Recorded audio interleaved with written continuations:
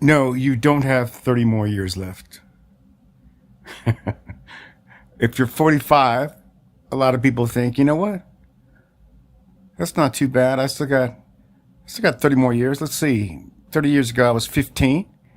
Well, I've got from that time till now to do over again. Because, the average person's living to about 75 these days.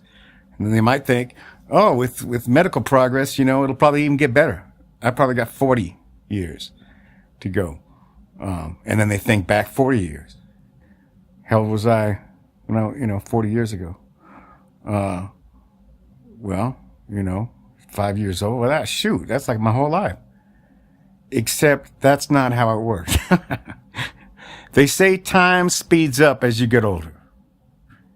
It's not, it feels like it's speeding up. It seems like it's speeding up. For you, it's actually speeding up.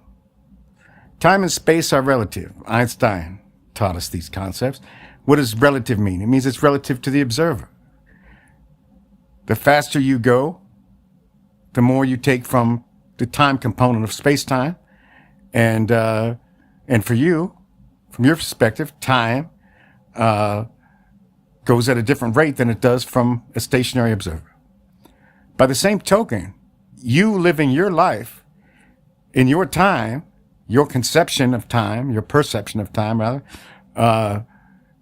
that's your relative observer perspective, as opposed to others who are living their lives at their time. Let me make this, for example. Okay, when you're 10 years old, time passes at the rate it passes, and that rate is based on how much time you've experienced. You experience time relative to the amount of time you've experienced. What is your total allotment of time that you've experienced? At that point in time, it's 10 years. You have 10 years of time in the bank, and so every minute of time, every fraction of time that you experience is relative to all the time you know. If you don't have that much time in there, that time that you experience is a larger portion of that total time, and therefore seems like more to you.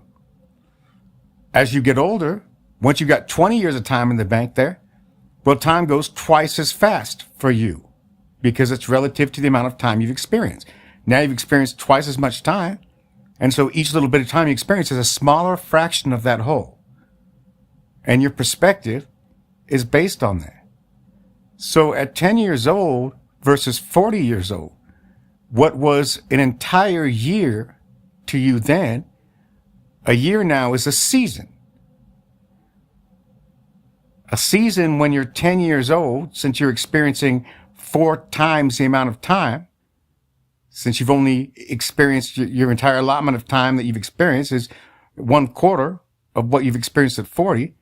At 40, it goes 4 times faster. Not it seems to, appears to, what for you, it goes 4 times faster. That's your perception of time. So if you're 40 years old, the next 40 don't go at the same speed the first 40 do. Unfortunately, I'm sorry to say, they don't. They go much faster. The first 40 relative to the second 40 are going to go, so the first 40 can go an average of 20, right? That's right, smack dab in the middle. So the rate of time you experience when you're 20 years old, that's the average. By the time you're 40 that you've experienced time. Your experience of time is relative to that. Between 40 and 80, the average is 60. 60 years worth of time under your belt, which is 3 times faster than the first 40.